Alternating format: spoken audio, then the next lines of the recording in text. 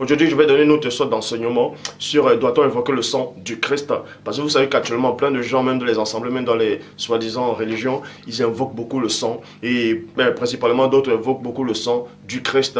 Et ils demandent que le sang du Christ vienne couvrir les maisons, puisse protéger les sommeils, puisse purifier les pensées, puisse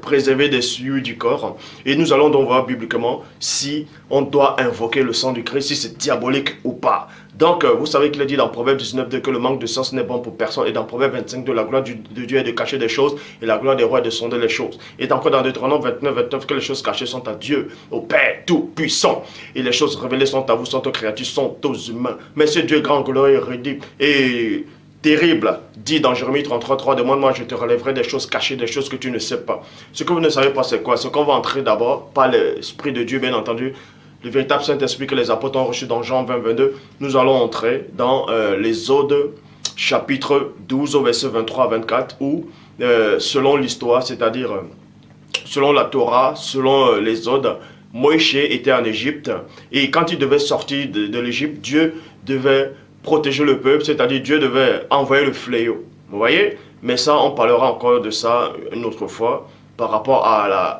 le personnage de Moïse, c'est-à-dire de Moïse, parce que plein de gens posent des questions maintenant. Est-ce que, vu que j'avais démontré que les 400 ans d'esclavage en Égypte n'ont pas pu avoir lieu, est-ce que Moïse, le personnage de Moïse, a-t-il réellement existé?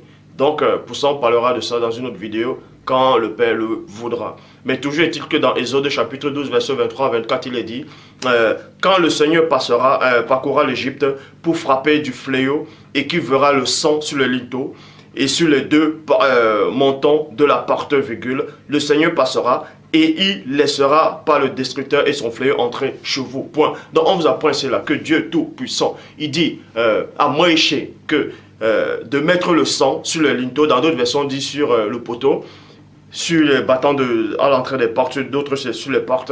Et quand Dieu verra le sang, il ne permettra pas plutôt que le fléau, le destructeur, puisse passer, puisse entrer, puisse frapper avec son fléau.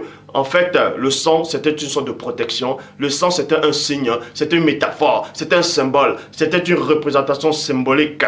Donc, nous allons donc voir c'est quoi ce sang-là. Est-ce que c'est un sang réel ou bien c'était une métaphore? Mais avant ça, Dieu dit ici là que le destructeur ne passera pas. En fait, le destructeur c'est qui? Le destructeur c'est un ange. Vous voyez? C'est un ange qui vient de la part du Père Tout-Puissant. Il est là, c'est l'exterminateur, c'est le destructeur. Et il vient avec le fléau. Le fléau c'est quoi? C'est sa garde rapprochée. Quand il dit sa garde rapprochée, ce sont ses compagnons, ce sont ses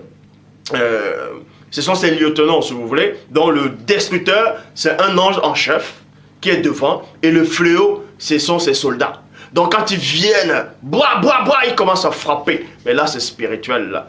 Donc, pour ça, et ensuite Dieu dit ici, là, vous observerez cela comme une prescription pour vous et pour vos enfants à perpétuité. À perpétuité. Point. Donc, la perpétuité, c'est quoi? C'est pour toujours. Donc, la perpétuité, là, il n'y a pas de fin. Donc, est-ce que c'est pour ça que ceux qui se disent chrétiens actuellement vont toujours invoquer le sang du Christ, soi-disant, ils vont dire, oui, mais sa perpétuité.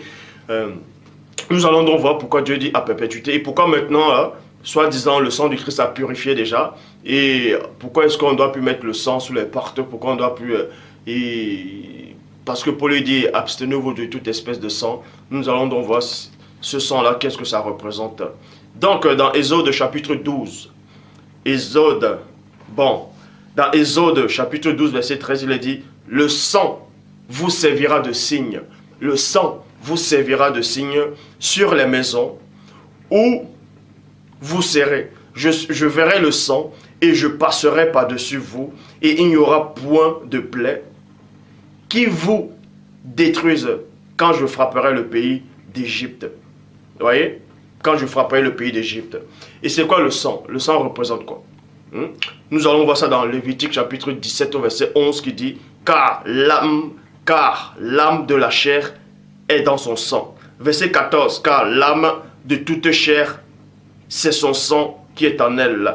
Donc, vous devez savoir ici que quand Dieu dit à Moïse de mettre le sang sur le linteau, sur les bois, sur le poteau, c'est-à-dire sur la porte, ce sang-là, ce n'est pas un sang physique. Vous Vous voyez, ce sang-là, c'est une métaphore, c'est une représentation symbolique. Ce sang signifiait quoi? C'est quelqu'un, c'est l'âme de quelqu'un, c'est-à-dire c'est une personne, parce que l'âme correspond au sang. Vous voyez, c'est une personne qui devait se mettre à la brèche, qui devait intervenir pour les Hébreux. Pour les Hébreux, pour le peuple de Dieu, ce sang-là représente un individu, représente une personne de Dieu qui se tient à la brèche.